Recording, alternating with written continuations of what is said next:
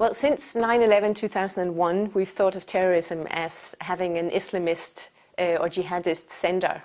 But if you look at European history from the 70s and early 80s, there are so many examples of terrorism with a different ideology or ideological package. For instance, the German Rote Armee Fraktion, or in the British context, you would point to the IRA and numerous bombings, both in Northern Ireland and in London. So terrorism as such is not a new political tool, but the wrapping, so to say, or the ideology it springs from has changed in terms of our attention and our understanding of terrorism today. Very good examples. So I think most people have a feeling that terrorist violence is increasing nowadays, and maybe we see it more than ever before. Is that a fact?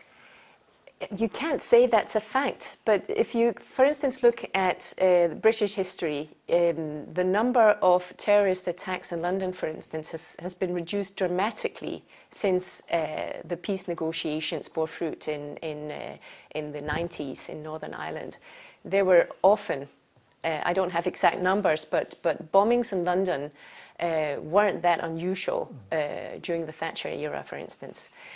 So what we have today and what we've seen since 9/11 is an increased focus on the Muslim threat. And because we have seen terrorist attacks in very many different parts of Europe and the Western world and the Asian countries as well, it seems ever present. And I think the fear connected to a perception of terrorists being able to strike anywhere at any time is very real in many populations. As a researcher, and you're an associate professor and written a lot of publications on this topic, do you think that there is a tendency that we in the Western Europe we are more angry with Muslim terrorism than, for instance, Rote Armee Fraktion in the 70s and IRA up through the 80s and 90s? I think there is a very important difference in how you perceive the threat. If you look at local or national terrorism or terrorists that you know in the sense that they grew up in the same neighborhood as you, they have the same skin color, they copy or they reflect norms that you're familiar with, then you know that they're outcasts. They're not representing the norm. They're deviating, they're extreme. If you see a number of terrorist attacks with Muslims as senders, as perpetrators, and you're not familiar with Islam as religion, it's far easier to say that it's the religion itself that's to blame. And that means suddenly you're potentially blaming 1 billion people in the world rather than just the actual terrorists. So I think our understanding of the phenomena depends on whether we recognize the perpetrators or not, whether we understand where they're coming from in terms of ideology or religion or not. So there's a question of identification that I believe is very central here. Interesting.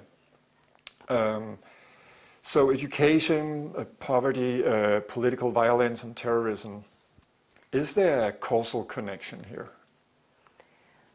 Well, luckily, not all poor or lower educated individuals become terrorists or racists. That would be a real problem if that were to be the case in the world.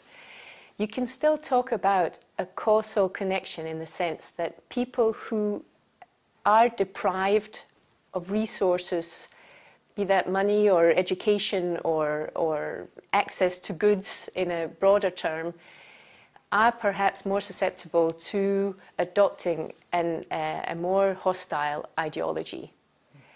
But it's not a one-to-one comparison. If you grow up in a poor environment, you're likely to be a terrorist. Luckily, that's not the case.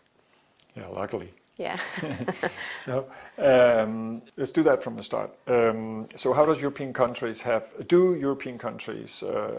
clear strategies to fight extremism? Since 2001, most European countries have developed very on-point strategies to counter and prevent radicalization and terrorism. Also due to the fact that we've seen numerous terrorist attacks in Europe, so governments have had a very specific interest in protecting their citizens and preventing future attacks. When it comes to other types of discrimination and hate crimes, I think some European governments have been less eager to develop strategies. For instance, minorities such as non-binary gender individuals or homosexuals. In European countries, we see these be targeted as well and be victims to actual hate crimes. So again, it depends on how you understand the efficiency of governments. If it's terrorism related alone, yes, I think governments are aware of the need to act promptly. But if it's regarding other types of negative social behaviour, such as hate crimes, they're probably less efficient. So we don't have strategies to fight hate crimes? We do in some countries, but not all European countries. And I guess you would say that's needed? I think so. I think a government should be responsible for securing protection of all citizens and not just those belonging to the majority. So, last question. What would you say the public, what is the public's role in addressing hate crimes, violence, extremism? What can we all do? I think the public roles in countering extremism of all kinds is to speak up when you meet it.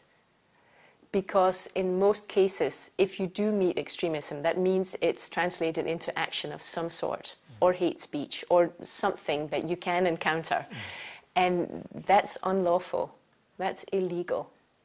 And you need to respond as a conscious citizen. But what if you're afraid? I think in an ideal society, you would still man up, woman up, and go to the police and see what you've seen or heard. Or if you're in a school class or a less formal setting, as a child, go to the nearest adult or tell someone what you've seen or heard, and then I'm sure someone in near proximity will have the courage to speak out, speak against unlawful behavior. So, depending on how you look at things and how you read the society right now, would you say that we are on a good path, going away from extremism, hate crimes, terrorism, or would you say it's going the wrong way? It's a difficult question, and there's also an element of prediction in it that I'm cautious about. I think there is, unfortunately, I think there is almost the same level of negative social behavior in our societies at any given point in time, but the expressions will be different. And of course, political climates and how politicians respond to different challenges will affect the outcome. So in some societies currently we see large outcries against homosexuals, for instance. There are some European countries where you can't have the gay pride parade annually. And in other countries it's quite difficult to be either obviously or recognizably Jewish or Muslim just because of the fear of repression. So we still, as societies, have a lot of work to do in order to tolerate each other's differences. And I think the nature of the threats or the extremism and the responses change over time, but the amount is probably more or less the same. As a researcher, as an associate professor in this, been working with this for many, many years. Are you hopeful? Are you optimistic? I'm always hopeful. And I think teachers and educators in primary and secondary education do a fantastic job. And that goes throughout Europe. And every time, that's my sort of social analytical perspective, every time you help a group of children resolve a conflict, I think you're preventing extremism. So I'm always hopeful. Wow, thank you.